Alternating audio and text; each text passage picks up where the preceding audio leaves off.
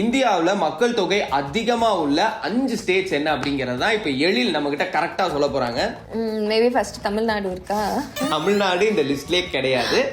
Seriously? S, Tamil Nadu வந்து கிட்டத்தட்ட 8.something crore population தான் இருக்கு. ஓகே. சவுத் இந்தியாவில் இருக்கக்கூடிய எந்த ஸ்டேட்டுமே இந்த லிஸ்ட்ல இல்ல. ஐயோ, இப்போ எதெல்லாம் சவுத் இந்தியா இருக்கு, நார்த் இந்தியால இருக்குன்னு ஃபர்ஸ்ட் எனக்கு நான் சொல்றேன். தெரியல. தமிழ்நாடு, கேரளா, கர்நாடகா, ஆந்திரா, தெலுங்கானா இந்த 5 ஸ்டேட்ஸ் கிடையாது. ஜம்மு காஷ்மீரும் கிடையாது. ஜம்மு காஷ்மீர்ல பஞ்சாபும் கிடையாது. சரி, ஓகே, நான் வந்து உங்களுக்கு 5th பிளேஸ்ல எந்த ஸ்டேட் இருக்குன்னு சொல்றேன். 5th பிளேஸ்ல வந்து மத்திய பிரதேஷ் இருக்கு. மத்திய பிரதேஷ் வந்து 8.8 crore பாப்புலேஷன்ஸை கொண்டுள்ள ஒரு ஸ்டேட். இப்ப 4 3 2 1 என்னங்கறத Assam.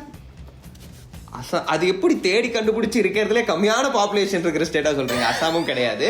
West Bengal. Okay. West Bengal வந்து 10.2 crore பாப்புலேஷன் இருக்கு. வெஸ்ட் பெங்கால் 4வது இடத்துல இருக்கு. சோ 3 2 1 இத கரெக்டா கண்டுபிடிச்சிருவாங்க அவங்க.